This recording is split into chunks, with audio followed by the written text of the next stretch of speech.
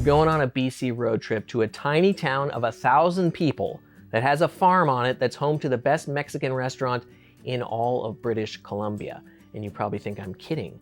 But when I talked about this on social media a couple months ago, hundreds of people agreed with me. And a lot of them said that they travel hours to eat at this spot. It's in Cache Creek, British Columbia, which is a place you probably never thought of visiting. And it's right between Ashcroft and the town of Clinton. Clinton has an amazing antique row, by the way. The entire town of Clinton, when you drive through it, is like one giant antique store.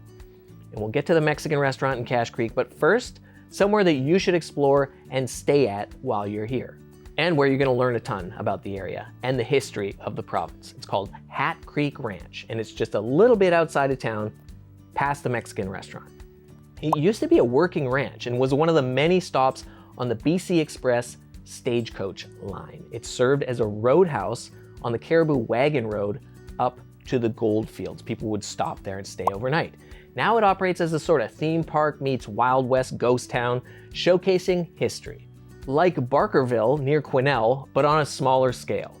And in 2024, the management of Hat Creek Ranch was taken over in a monumental deal between the Stucktows First Nation and the province.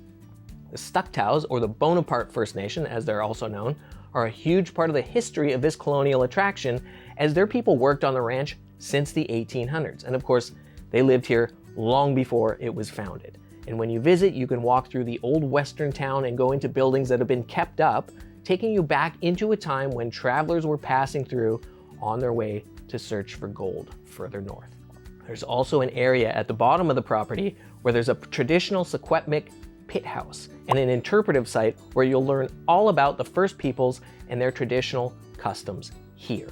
There's places for RVs to park, as well as cabins you can rent, and if you're really adventurous, there's a little renovated chuck wagon that you can stay in overnight. It's got a bed. I haven't been in it, but it looks pretty cool. And when you wake up after you've had your coffee, you're gonna wanna drive down the road and have tacos at the Desert Hills Ranch taco stand. As I said, they have the best tacos in all of BC. And I say this as someone who's eaten at Mexican restaurants in most of the towns and cities in this province. They started it a few years ago with help from some Mexican folks who came up to work on the ranch. They brought their culture, their recipes, their expertise, and their friendly dispositions, and the result is a masterpiece. First off, the serving sizes are ridiculous. I usually go with the pork when I visit, and they just stack it up. Second, the salsa bar has around 20 different recipes that they make fresh every day. Third, the horchata is just like the stuff you drink in Mexico. If you haven't had horchata, it's a rice and cinnamon drink that's sort of like liquid rice pudding, which might not sound great, but I think you'll like it. I think you should probably have this if you haven't. If you're there in the spring or summer, the outdoor seating is unmatched. There's a bunch of picnic tables that look out onto the fields and the nearby hills, and it really makes you appreciate the area that you're in. So head to Cache Creek and enjoy your BC road trip.